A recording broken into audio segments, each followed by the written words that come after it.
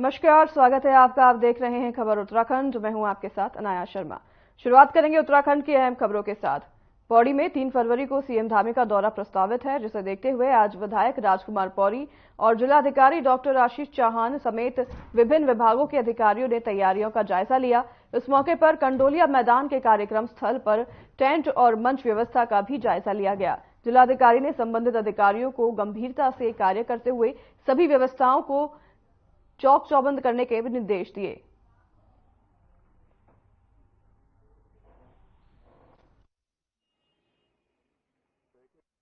सारी जो तैयारियां हैं वो प्रॉपरली हो रही है और मैं रेगुलरली उसको मॉनिटर भी कर रहा हूँ। जो हमारे टेंट से रिलेटेड है या फूड से रिलेटेड फैसिलिटीज हैं, टॉयलेट्स दिए जाने हैं, वाटर सप्लाई से रिलेटेड इशूज हैं या पार्किंग और उससे संबंधित जो भी हैं मल्टीपल एस्पेक्ट्स, उन सभी को हम कवर करें और तैयारी संतोषजनक है अभी तक।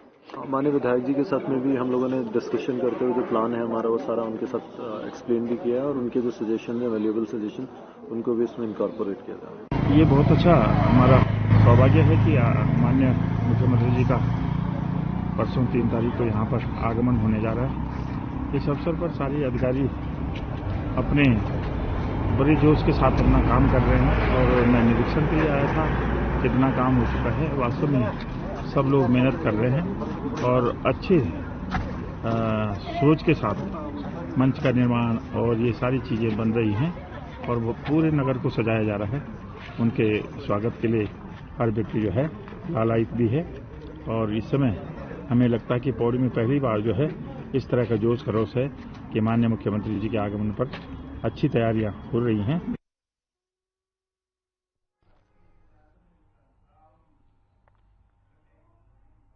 सीएम हेल्पलाइन 1905 और इंटीग्रेटेड कमांड और कंट्रोल सेंटर की व्यवस्थाओं का जायजा लिया गया है। कंट्रोल रूम में शिकायतकर्ता अल्मोड़ा निवासी लाल सिंह से बात कर समस्या कर जल्द समाधान करने का आश्वासन मुख्यमंत्री ने दिया है।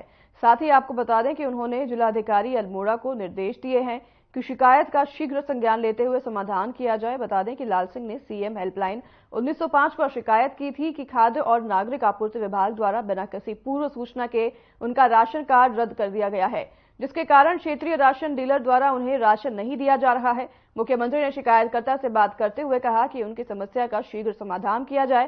साथ ही उन्होंने जिलाधिकारी अल्मोड़ा को निर्देश दिए हैं कि जिला पूर्ति अधिकारी अल्मोड़ा के स्तर पर लंबित इनकी समस्या का समाधान जल्द कराया जाए।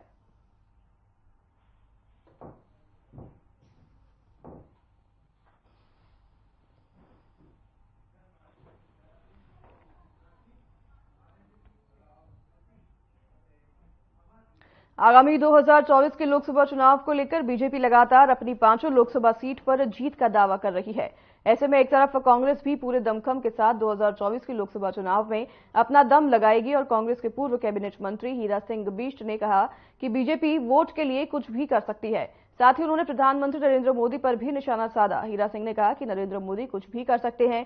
आज राज्य और देश की हालात कुछ खास ठीक नहीं है। हालात यह है कि बीजेपी सरकार ने सारे सार्वजनिक उपक्रम बेचने का काम किया है।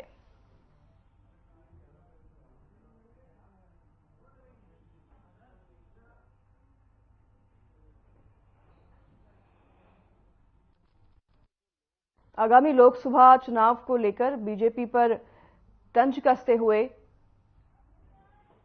हीरा सिंह बिष्ट का बयान सामने आया है।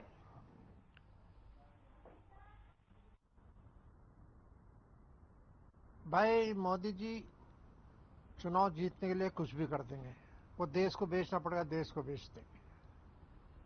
कोई फर्जी शहादत दिखानी वो कर देंगे, लेकिन चुनाव जीतना चाहिए। मोदी जी का सीधा दृष्टिकोण है।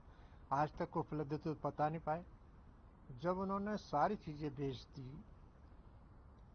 जो सार्वजनिक उपक्रम थे, जैसे उत्तराखंड में अब बिजली विभाग और जल संस्थान जल निगम को प्राइवेट को देने की बात हो रही, बाकी रखे ने कुछ ऑर्डिनेंस फैक्ट्रियां भेज, सर्वे भेज, सारे भेज दिए, रेलवे भेज दी, एयरपोर्ट भेज दिए, तो रखा कुछ नहीं। अब इन सबको बेच कर प्राइवेट लालाओं के हाथ में, अडानी अंबानी के हाथ में देश की सत्ता दे रहे, वो पैसा बहाएंगे, ये चले जाएंगे। तो इनके लिए तो ज्वाइंट एफर्ट्स होना चाहिए। जो इंडिया वो बना संगठन, उसको मजबूती से काम, लेकिन उन्होंने उसमें भी दरार दे दी।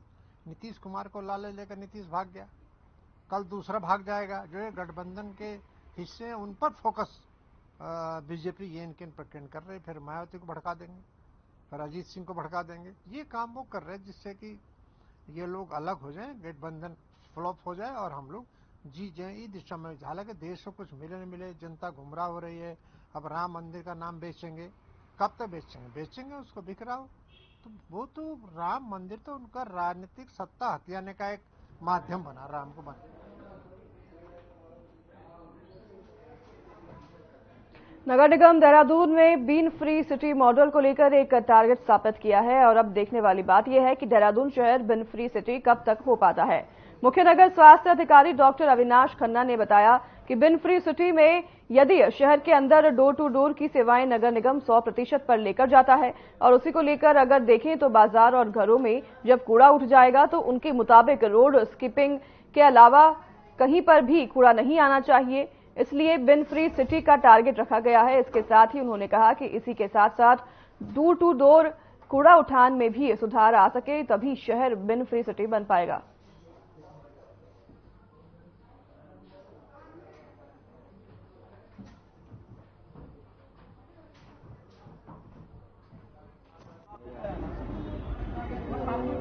ये बिन फ्री सिटी जो है, यदि आपका हमारे शहर के अंदर डोर टू डोर की सेवाएं हम लोग जो है 100% पे ले जाते हैं और उसके परिप्रेक्ष्य में अगर देखेंगे तो जब मार्केट और घरों से कूड़ा उठ जाएगा तो बिन में कूड़ा नहीं आना चाहिए रोड स्वीपिंग के अलावा।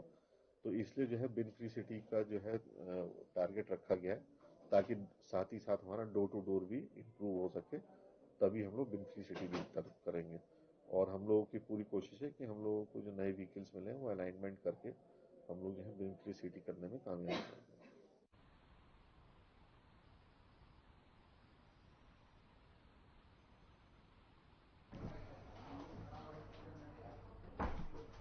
पौड़ी जिले के मृतक अंकिता भंडारी के पैतृक गांव जाकर टिहरी गढ़वाल के प्रतापनगर विधायक विक्रम सिंह नेगी ने उनके परिजनों से मुलाकात की। विधायक विक्रम सिंह नेगी ने कहा कि प्रदेश सरकार अंकिता भंडारी हत्याकांड की मजबूत पैरवी करे। साथ ही उन्होंने इस दौरान कहा कि अंकिता भंडारी केस में मदद करने वालों पर फर्जी मुकदमे दर्ज कर उत्पीड़न किया जा रहा है और केस को कमजोर करने की कोशिश की जा रही है। पता चला कि अंकिता के माता जी का स्वास्थ्य खराब है, तो हम लोग आज एक साधारण रूप में हम लोग ये पता लगाने आए थे कि उनका स्वास्थ्य का, उनका हालचाल पूछने के लिए।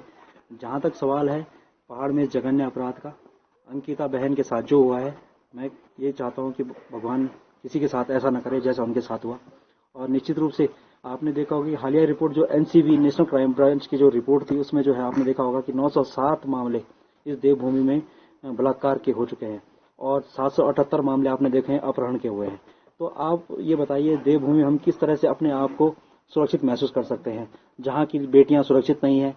उनके परिवार का आलम देखिए आप किस तरह से अपना जीवन निर्वाह कर रहे हैं। हमने यहाँ पर देखा कि दोनों माता पिता किस तरह से लगातार उनकी तबीयत मतलब अच्छी तरह से भी ठीक नहीं है और कहीं ना कहीं जो है आज इनका इस दुखड़ा जानने के लिए भी कोई लोग यहाँ पर नहीं है। आज कांग्रेस पार्टी से हमारे आदरणीय विधायक जी हैं विक्रम सिंह नेगी जी, उनका सेंसिटिविटी है कि वो बार बार यहाँ आ रहे हैं और वो सिर्फ यहाँ आ ही नहीं रहे हैं बल्कि लगातार इस केस के बारे में जानकारी ले रहे हैं, जो भी उनकी तरफ से हो पा रहा है उसको सहायता कर रहे हैं। ये कांग्रेस पार्टी का अपना स्टैंड है कि हम हर बच्ची को न्याय दिलाएंगे। हम अंकिता भंडारी को न्याय दिलाने के लिए हम पूरी कोशिश करेंगे, उस पर हम लगातार लगे। जहां तक सरकार का सवाल है, भाई साहब ने बिल्कुल ठीक बोला है कि जब पंदेरे में ही आग लग गई है तो सरकार ही नहीं चाह रही उसका वो करना।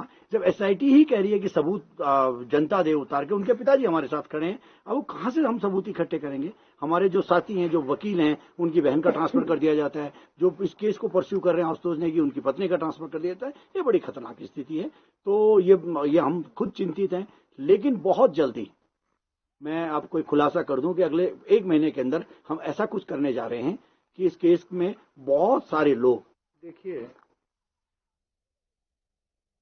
उत्तराखंड में पहाड़ की बेटी के साथ और इस देवभूमि में जो अत्याचार और अन्याय हुआ है, ये पूरे उत्तराखंड को शर्मसार करने वाली घटना है। सीधे तौर पर बीजेपी के नेता का बेटा इसमें सम्मिलित है और अंकिता की मां ने VIP का नाम भी उजागर किया है। तो ऐसे में सरकार भारतीय जनता पार्टी की है और न्याय को प्रभावित करने का लगातार प्रयास किया जा रहा है। अगर प्रदेश की सरकार ईमानदार है तो जो भी लोग इस केस की पैरवी कर रहे हैं, जो मदद कर रहे हैं, परिवार जो लोग कर रहे हैं। देर रात से हो रही बारिश के बाद ऊंचाई वाले इलाकों में बर्फबारी शुरू हो गई है। बता दें कि धराली बल विकासखंड के बाण और कोलिंग समेत अन्य ऊंचाई वाले क्षेत्रों में हिमपात हुआ है। वहीं लंबे समय बाद हुई बारिश से काश्तकारों के चेहरे भी खिले हुए हैं।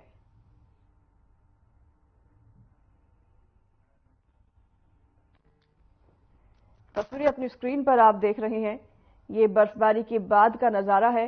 काफी समय से लोग बर्फबारी का इंतजार कर रहे थे। आपको बता दें कि इस बार बर्फबारी होने में देरी हुई है और काफी समय से लोगों को बर्फबारी होने का इंतजार था और लंबे समय के बाद बर्फबारी और बारिश हुई है, जिसके बाद ये नजारा देखने को मिला है। सफेद चादर जो है पूरे शहर पर बिछी हुई है। बर्फबारी के बाद लोगों में खुशी है, खासकर काश्तकारों में खुशी है और बर्फ देखने के बाद लोगों के चेहरे जो हैं खिल उठे हैं।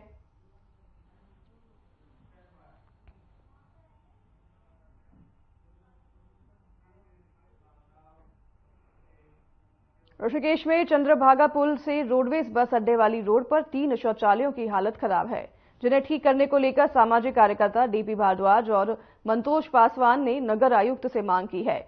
बता दें कि बुधवार को नगर निगम के सभागार में आयोजित जन सुनवाई शिविर कार्यक्रम के दौरान ये मांग की गई है और उन्होंने नगर आयुक्त को एक शिकायत पत्र भी दिया है। प्रतिदिन इस सड़क से करीब 4000 से ज्यादा लोग गुजरते हैं। आकस्मिक स्थिति में लोगों को शौचालय के लिए इधर उधर भटकते हुए देखा जाता है। पहले भी इस संबंध में कई बार शिकायत की गई है, लेकिन समस्या का समाधान अभी तक नहीं हो पाया है।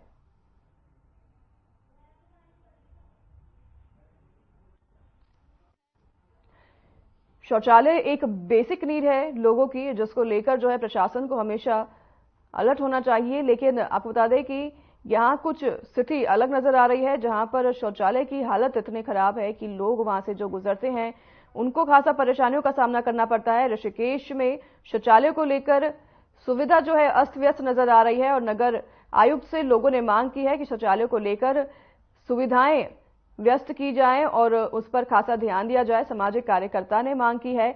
ऋषिकेश में शौचालयों की हालत कुछ बिगड़ी नजर आ रही है। तस्वीरें आप देख रहे हैं जिस पर मांग उठाई गई है।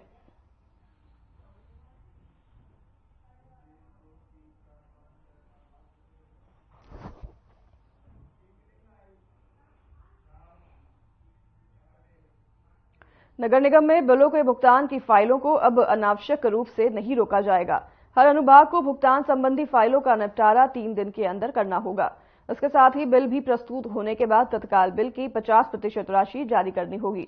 नगर निगम के नगर आयुक्त गौरव कुमार ने बताया कि वेतन भुगतान में देरी के बाद डोर टू डोर कूड़ा उठान कर्मचारियों के आंदोलन के बाद ये व्यवस्था लागू की गई है।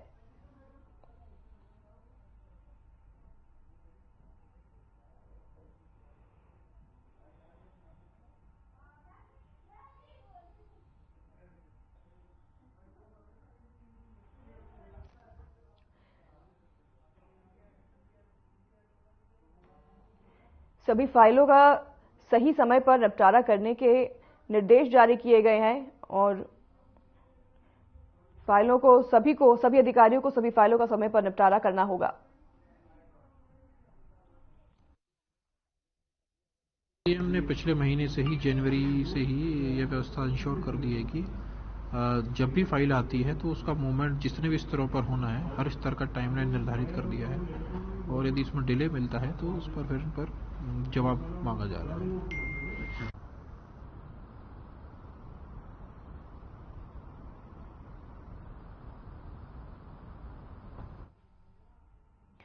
सभी अधिकारियों को फाइलों का समय पर निपटारा करने के निर्देश जारी किए गए हैं। उसके बाद आपको बता दें कि अभी किसी भी फाइल को ज्यादा देर तक आप होल्ड पे नहीं रख पाएंगे। आईएफएस अधिकारी के मुताबिक जो बता दें सभी अधिकारियों के लिए ये निर्देश जारी किए हैं, जिसके बाद अब सभी अधिकारियों को सभी फाइलों का समय से पहले निपटारा करना होगा।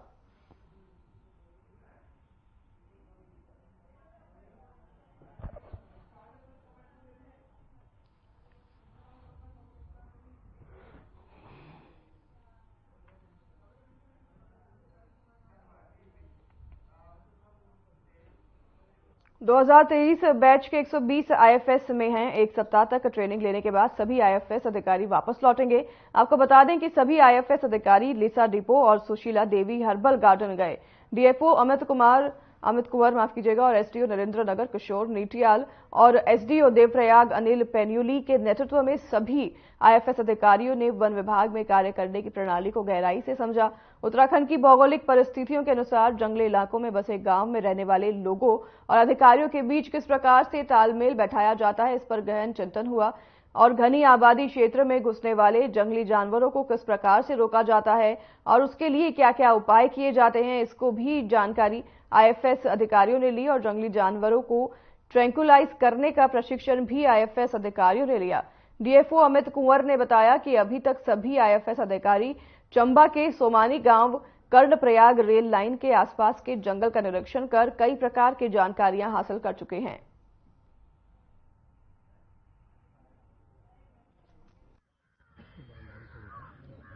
हमारी ट्रेनिंग में जैसे हमारी जो बैच है वो 114 लोगों की बैच है। हम लोग देश के डिफरेंट स्टेट से बिलोंग करते हैं। तो हमारी जो बैच है उसमें हम लोग वैसे 85% इंजीनियर्स हैं, लेकिन मोस्ट ऑफ द लोग हम लोग एनवायरनमेंट के लिए काफ़ी कंसर्न है, तो हम लोगों ने सर्विस ज्वाइन किया हुआ है और हम लोग काफ़ी एक्साइटेड है ये सर्विस। अभी हमारा ट्रेनिंग वैसे शुरू होकर 2 ही महीने हुए हैं, बट 2 महीनों में ही हमने काफ़ी सारी चीज़ें सीख ली है। जैसे हमें फॉरेस्ट्री के अलग अलग ऑपरेशन सिखाए गए हैं कि क्या क्या वहाँ पे होता है, सिल्वीकल्चर वगैरह। प्लस हमें अलग अलग ट्री आइडेंटिफिकेशन के लिए सिस्टमैटिक बॉटनी हम लोगों ने सीखा है, प्लस वाइल्ड लाइफ मैनेजमेंट हम लोग सीख रहे हैं और ओवरऑल फॉरेस्ट्री का हम लोगों ने अभी तक स्टडी किया है। अभी जैसे जैसे आगे बढ़ेंगे वैसे हम लोग ये सारी चीज़ें डिटेल में सीखेंगे और अलग अलग टूल्स में हम ये प्रैक्टिकल चीज़ें और सीखेंगे।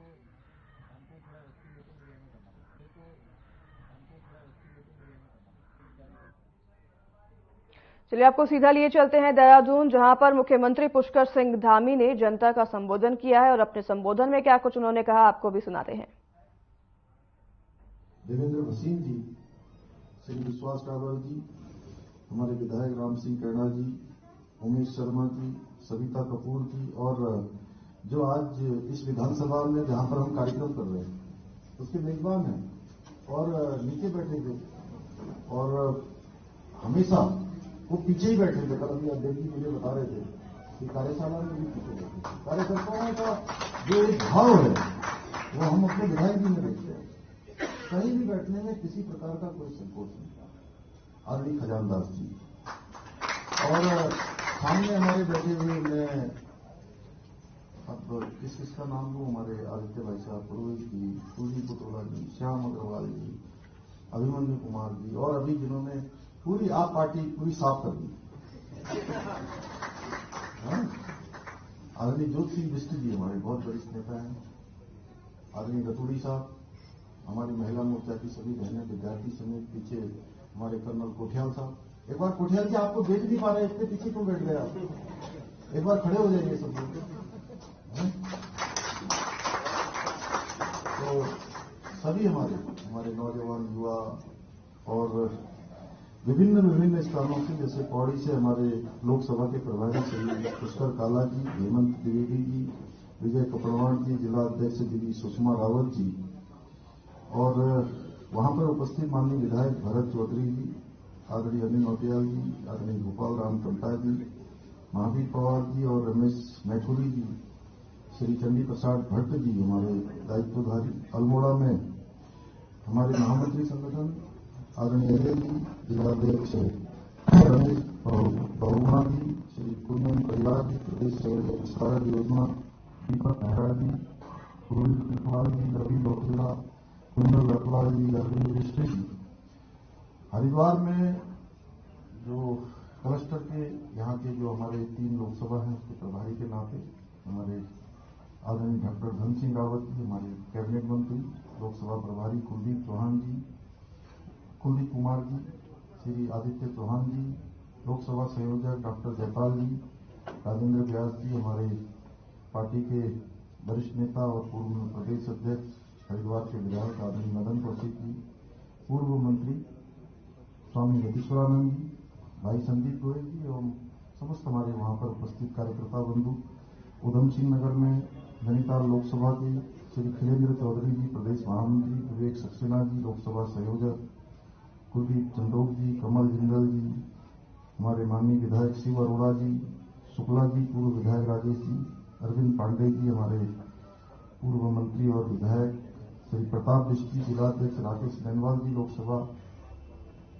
सह प्रभारी एवं सभी हमारे इन सभी स्थानों पर वर्चुअल माध्यम से जुड़े हुए सभी हमारे पदाधिकारीगण, जिनका मैं नाम का उच्चारण नहीं कर पाया, ऐसे सभी हमारे कार्यकर्ता भाइयों एवं बहनों, मैं सबसे पहले तो आज सभी जो हमारे 5 लोकसभा क्षेत्र हैं उनके कार्यालयों का उद्घाटन हो रहा है। मैं इस अवसर पर आप सभी का अपनी ओर से बहुत स्वागत करता हूं, तो आप सबका अभिनंदन करता हूं। तो आज नया सरकार हो रहा है, पुलिस जी और आप लोगों का नाम सुन लिया, ममता सिंह सभी हमारे लिखा नहीं था, तो विनोद कंडारी जी भी वहाँ बैठे हैं, अब दिख रहे हैं और कई नजर में। तो ऐसे सभी हमारे माननीय विधायकगण भी हैं, हमारे जिला पंचायत के अध्यक्ष भी, जैसे मैं देख रहा था किरण चौधरी जी भी वहाँ बैठे हैं हरिद्वार में। तो यहाँ दिखाई भी दे रहा है, कुछ दिखाई दे रहा है, कुछ नहीं दे रहे हैं, लेकिन जो दिखाई दे रहे हैं उनका नाम का यहाँ से उच्चारण हम लोगों ने कर दिया है। अब जिनका नहीं हो पा रहा है, यहाँ से नहीं दिख रहे हैं, तो उनको भी मैं संबोधित कर रहा हूँ। मेष राशि से लेकर मीन राशि तक सभी हमारे यहाँ से लेकर वहां तक। अब भाइयों बहनों, आज बड़ा शुभ दिन है और हम एक शुभ दिन में अभी भाई साहब दुष्यंत जी हम लोगों के लिए कितने सौभाग्यशाली हैं, हम लोग सौभाग्यशाली हैं और आपका आना बड़ा शुभ है। आप जब आते शुभ होता है। कई दिनों से यहाँ बारिश नहीं हो रही थी, बर्फबारी नहीं हो रही थी, आपके आने पर बारिश और बर्फबारी भी हो रही है। हाँ, काफी दिनों से हम इंतजार कर रहे थे, भगवान इंद्रदेव को हम लोग लगातार प्रार्थना कर रहे थे, उन्होंने हमारी सुनी। अब कुछ दिन लोकसभा के शेष बचे हैं, ऐसे में हम सब लोगों को क्योंकि कार्यालय मिल गया, तो कार्यालय के साथ साथ जो काम मुझे आदमी भाई साहब ने यहाँ पर बताए, उन सब कामों को भी आगे बढ़ाना है। हर गांव में हर एक मतदाता तक पहुंचना है, हर बूथ को हमने एक्टिव करना है, हर जगह पर जो भी हमारा दायित्व है, जो पार्टी ने हमको दायित्व दिया है, और दायित्व अगर सीधे सीधे नहीं भी है तो उसके बावजूद भी एक पार्टी का जो कार्यकर्ता होता है वो बहुत बड़ा दायित्व होता है। हमें एकजुट होकर गांव-गांव पर जो मतदाताओं को केंद्र और राज्य सरकार की जो योजनाएं हैं उनसे अवगत कराना है। बहुत सारी योजनाएं हैं जिनके बारे में अभी आदमी भाई साहब ने बोला और मैं बोलूंगा तो मैं भी काफी लंबा बोल सकता हूं। उन सब बातों को आप सब लोग जानते हैं, जितने लोग भी आज हमारे पार्टी के अंदर काम करते हैं। ये हमारा सौभाग्य है कि हम ऐसे संगठन के सदस्य हैं जिसके लिए हमेशा राष्ट्र प्रथम है, संगठन उसके बाद है, और स्वयं का जो हित है, स्वयं का जो विचार है वो अंतिम है।